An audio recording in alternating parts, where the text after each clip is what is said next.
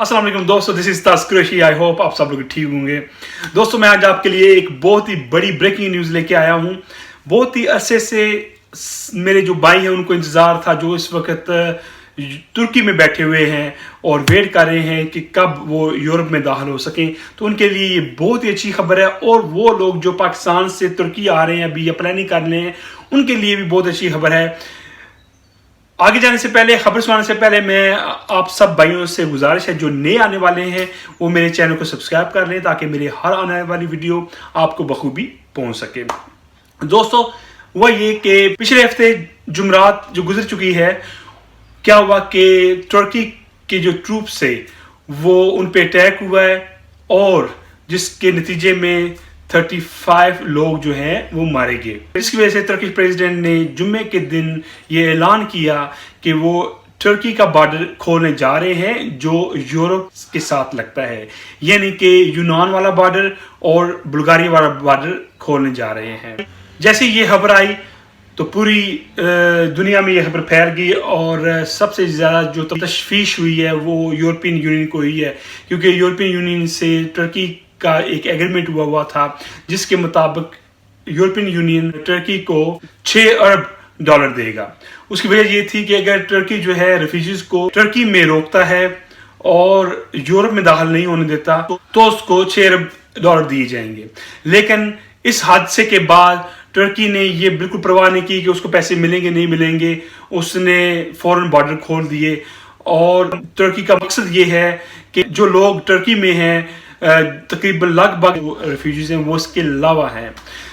जैसे कि आपको पता है कि जब रेफ्यूजी किसी भी कंट्री में रेफ्यूजीज होते हैं तो उस कंट्री की जो इकोनॉमी है मुश्किल हो जाता है उसको चलाना। तो तुर्की के साथ भी पिछले कुछ सालों से ऐसा ही हुआ, क्योंकि ट्रंप ने ऐलान किया तुर्की के बारे में, उसने जो ट्वीट्स वगैरह किए, उस वजह से जो तुर्की का लीडर है वो बहुत गिर गया। और उसके बाद ऑलरेडी उनको रेफ्यूजी का भी उनको मसला है, और अभी जो उनके ट्रूप्स जो हैं वो हलाक हुए हैं। तुर्की ने इसलिए ये कदम उठाया क्योंकि $6 बिलियन उस लिहाज से कुछ भी नहीं है।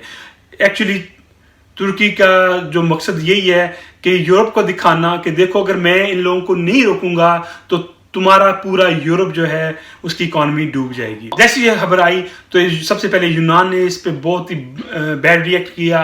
उन्होंने कहा जी हम यहाँ पे किसी कीमत भी रेफ्यूज को आने नहीं देंगे। और उसके बाद बुल्गारिया के बॉर्डर के ऊपर उन्होंने तकरीबन 1000 एक्स्ट्रा ट्रूप्स जो हैं तैनात कर दिए हैं, ताकि बुल्गारिया के रास्ते कोई बंदा बॉर्डर क्रॉस ना करे।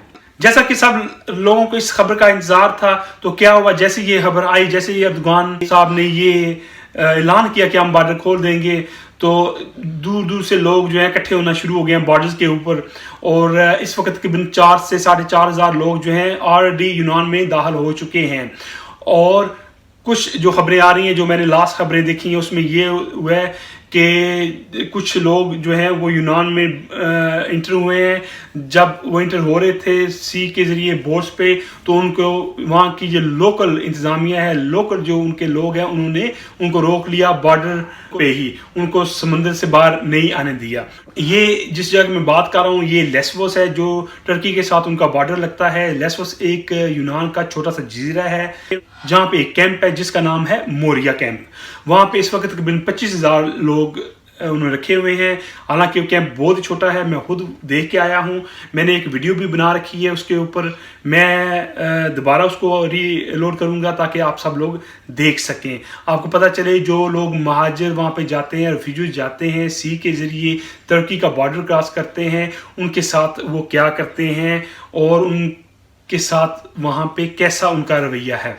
तो जो मेरे भाई इस वक्त यूनान जाना चाहते हैं, तुर्की में हैं, ऑफ कोर्स वो बहुत खुश होंगे क्योंकि बॉर्डर खुल चुका है। मैं आपको ये मशवरा दूंगा आप भाइयों को कि आपने जल्दी नहीं करनी, अगर बॉर्डर खुला है तो फौरन बंद नहीं होगा। होता क्या है, जो एजेंट्स हैं वहाँ पे तुर्की में, यूनान में, वो एक्टिव हो गए हैं। अब क्या होगा कि ऑफ कोर्स उन्होंने फ्री में तो आपको डंकी नहीं लगानी, पैसे लेके लगाएंगे।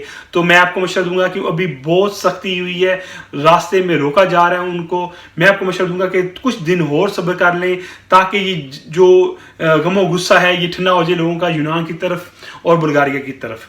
फिर उसके बाद आप जो है आप ट्राई कर सकते हैं यूनान में इंटर होने के लिए। इस वक्त इंटर होना बहुत जानलेवा साबित हो सकता है आपके लिए। इसी तरह 2015 में बॉर्डर ओपन हुए थे, लेकिन वो टर्की के नहीं हुए थे, वो जर्मनी ने अपनी बॉर्डर ओपन कर दिए थे ताकि रेफ्यूजी इंटर हो सके, क्योंकि उस वक्त हालात बहुत ख़राब थे और जर्मनी ने बहुत सारे लोगों को इंटर होने दिया अपनी कंट्री में।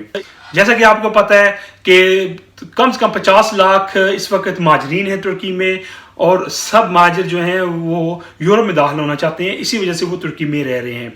तो ये कोई एक दो लोगों की बात नहीं है।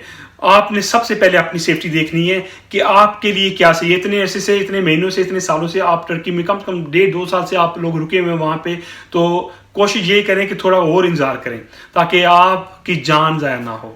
उधर यूरोपियन यूनियन भी एक्टिव हुई है इस खबर के बाद, और उनकी कोशिश ये है कि हद्दुल इम्कान कोशिश की जाए ताकि तुर्की अपने बॉर्डर बंद करे और लोगों को यूरोप में इंटर ना होने दिया जाए, क्योंकि अगर ये रेफ्यूजीज यूरोप में इंटर हो गए तो ये यूरोपियन इकॉनमी के लिए ठीक नहीं होगा। इसी वजह से यूरोप ने एग्रीमेंट किया हुआ है तुर्की के साथ कि हम आपको पैसे देंगे, लेकिन $6 बिलियन जो हैं वो इनफ नहीं है, क्योंकि इतने सारे लोगों को रखना। इस वजह से तुर्की में क्राइम रेट जो है वो बढ़ गया है, उनकी इकॉनमी पे भी फर्क पड़ा है, लोगों को जॉब्स वगैरह का मसला हो गया है।